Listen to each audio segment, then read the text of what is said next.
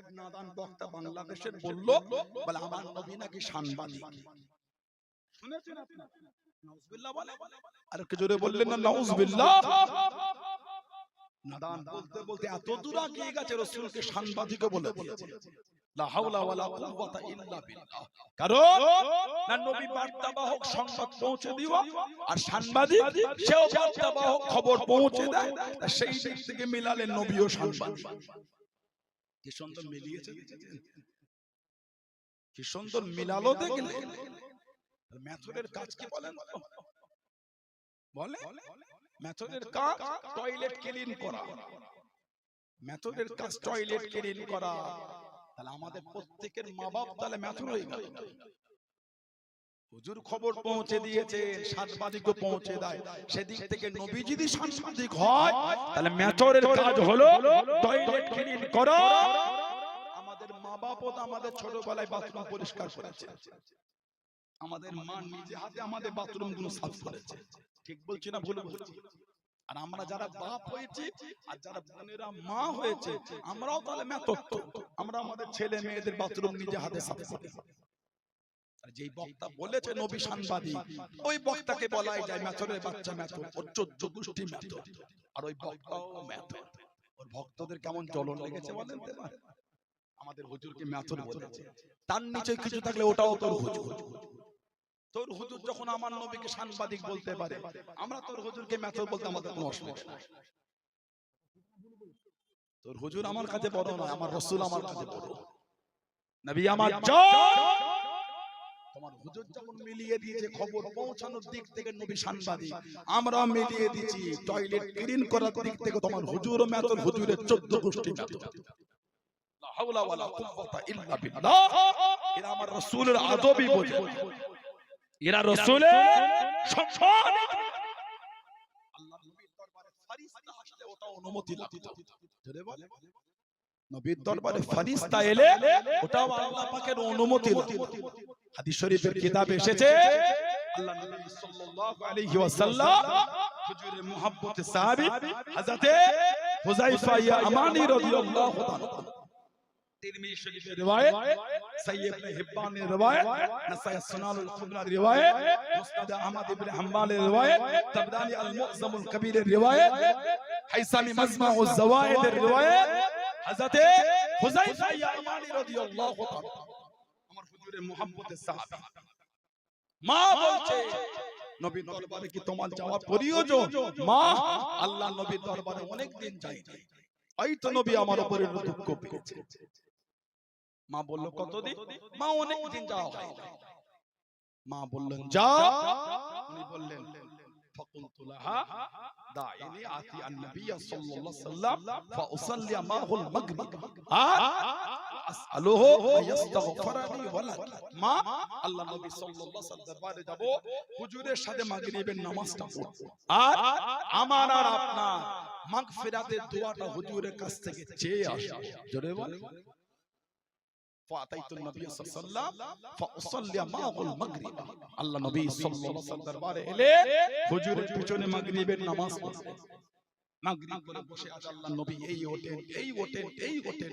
উনি বলছেন আল্লাহ নবী সাল্লাল্লাহু আলাইহি ওয়াসাল্লাম এতক্ষণ বসে আছে, ঈশার সময় হয়ে গেছে। হাদিস শরীফে এসেছে ফাসাল্লা হাত্তা সাল্লাল ঈশা। উনি বলছে হুজুরের পিছনে উনি ঈশার নামাজ আদায় করেছে। বলুন সুবহানাল্লাহ। ফাতালা ফাতাবিতুহু ফাসামিয়া সাউতি।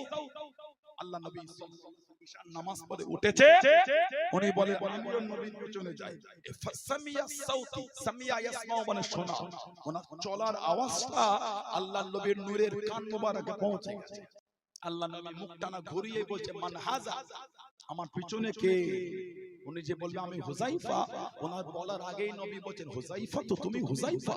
উনি বলছে কুলতু নাআম, হ্যাঁ ইয়া রাসূলুল্লাহ সাল্লাল্লাহু আলাইহি ওয়াসাল্লাম, হুজুর আমি হুযায়ফা। আমার নবী বলছে মা হাযা তুকা, হুযায়ফা কি মনে করে আমার দরবারে?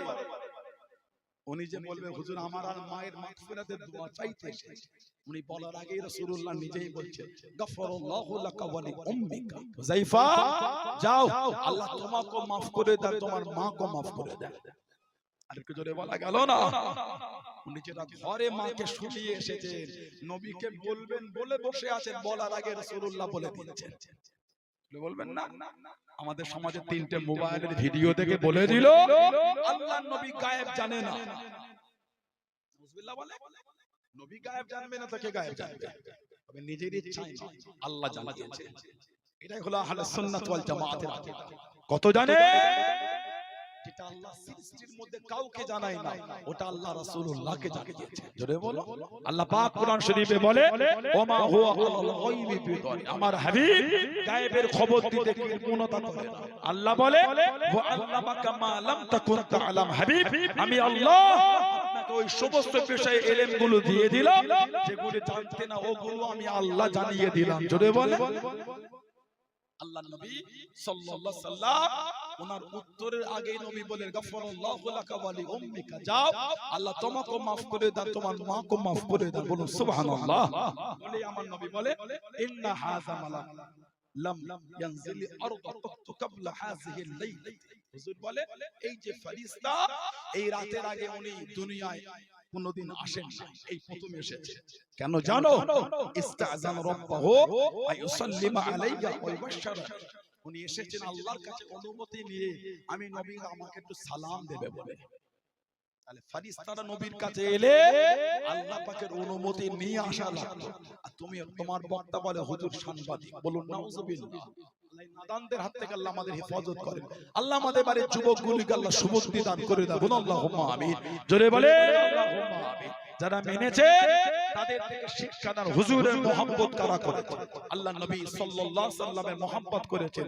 সাহাবাদের মধ্যে যিনি সবথেকে ধনী ছিলেন, সাহাবাদের মধ্যে যিনি সবথেকে ধনী নাম হযরত আব্দুর রহমান ইবনে আওফ রাদিয়াল্লাহু তাআলা। যতজন সাহাবা ছিলেন সবার মধ্যে উনি ধনী ছিলেন। আব্দুর রহমান ইবনে আওফ রাদিয়াল্লাহু তাআলা মুসলমান হলে ওনাকে বলা হয় সাহেবুল হিজরাতাইন, দুই হিজরাতের অধিকারী। উনি আবিসিনিয়াতে হিজরত করেছেন, মদিনা শরীফেও করেছেন। মদিনা শরীফে যখন এলেন খালি হাতে এসেছিলেন। মদিনা শরীফে এসে পাথর তুলতেন, পাথর। এই পাথর তোলার আগে বলতেন, আল্লাহ আপনার হাবিবের বরকতে, আপনার হাবিবের ওসিলায় আমি যেন এর নিচেই স্বর্ণ পাই, গোল্ড। যেই পাথরটাই তুলতেন ওর নিচেই সোনা পেতেন, স্বর্ণ পেতেন। জোরে বলুন সুবহানাল্লাহ। এত স্বর্ণ পেয়ে গেছেন। ওনার ইন্তেকালের পরে ফজরের সময় কুরুল দিয়ে কাটা শুরু হয়েছে, জোহরের সময় হয়েছে তখনও স্বর্ণ কাটা চলছে। যারা কুরুল দিয়ে কেটেছিল ওদের হাতে ফোঁসা এসে গেছে, এত স্বর্ণ উনি রেখে গেছেন। চারজন স্ত্রী, একজন স্ত্রী এত দিনার রেখে গেছেন। ইন্ডিয়ান রুপিতে ভাগ পেয়েছে এক একজন বউ 300 কোটি করে। যারা বললেন না